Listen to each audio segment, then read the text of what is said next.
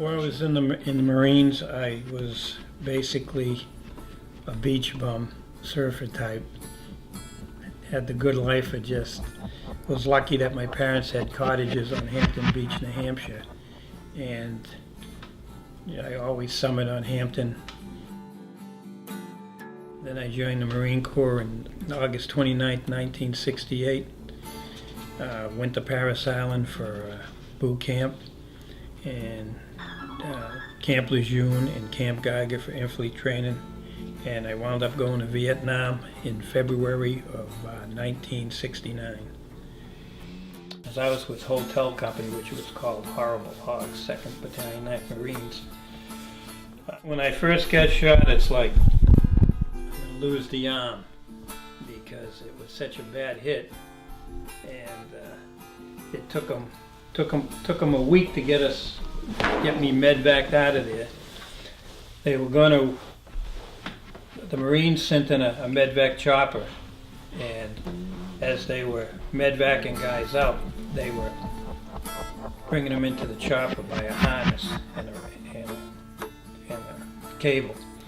And as they were bringing the guys that got wounded, the North Vietnamese, because they had us pinned down, they were across the river and above us.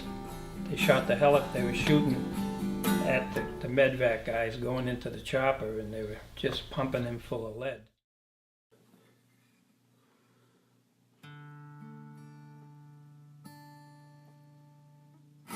Well, with the VA, it took me, when I first started with the VA in 1970,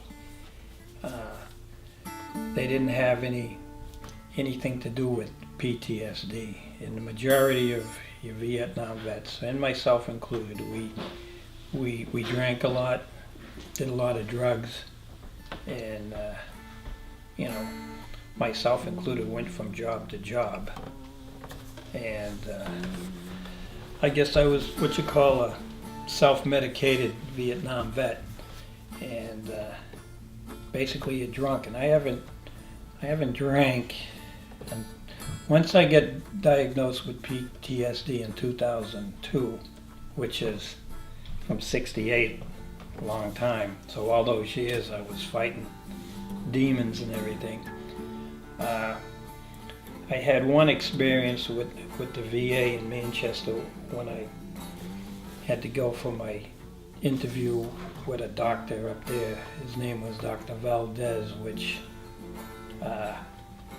I know other vets from Manchester that dealt with the Manchester VA, that this Valdez didn't think any Vietnam vets had any problems with PTSD, only because I can't remember whether he was in the service or he wasn't in the service, but he just didn't care.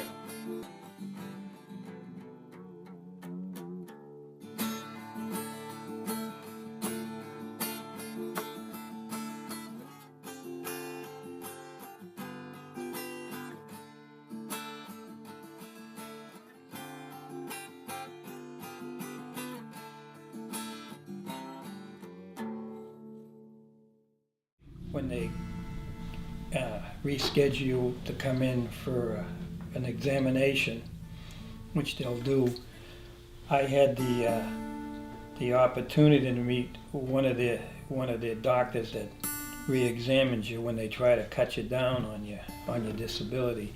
This doctor was an orthopedic doctor up in Manchester, New Hampshire. He was 84 years old, and when I went in to check my arm, I was 30% for this one disability with my arm and shoulder, and the doctor couldn't even find his measuring tape or his degree bar to check the range of motion. I had to point it out to him on his desk, which it was, and when I finally got the report back, they cut me down 10%, saying my range of motion was